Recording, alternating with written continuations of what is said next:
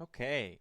Hello everyone, this is my DST 322 research video presentation on irritable bowel syndrome, IBS, and the contemporary struggles with it. I'm talking about this because this condition affects me, and obviously it affects people in my community as well, so I figured, that's pretty important stuff. So let's get right into it. Um, so I wanted to really start off by talking about the social model and the environmental model, which are two of the models that I used.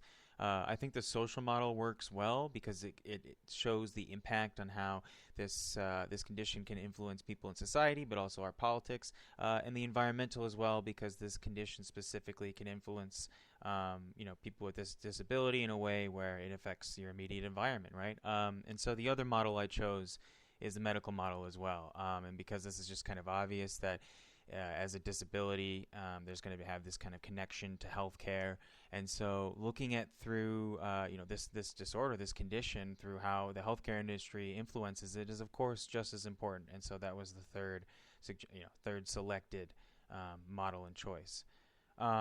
So with cultural perspectives on IBS, obviously there's going to be differences in depending on where you are and how people view such a condition.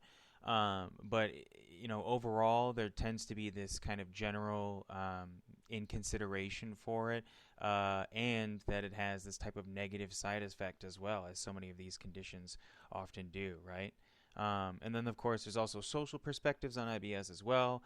It's similar to cultural perspectives, but what makes this difference, as I mentioned earlier, is the social and political connection, right?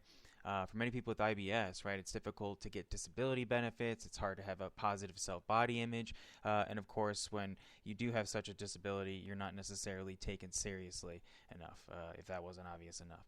And then in addition to that, environmental perspectives, right? As I mentioned earlier, right, the physical nature and environment for this type of condition is pretty relevant. One of the biggest issues is like the lack of accessible public restrooms, and it's extremely difficult for people in my community to kind of alleviate their issues, due to problems like this. So, thank you very much as the kind of the conclusion of my presentation. With like collective action and agreement and working together, talking about these things, informing one another, education, all of those great things, we can make the changes that we deserve. We can see the improvements that we all deserve, the better society that we all deserve to live in, right? And so these are my sources as well, all my references for my presentation. Thank you again so much for watching.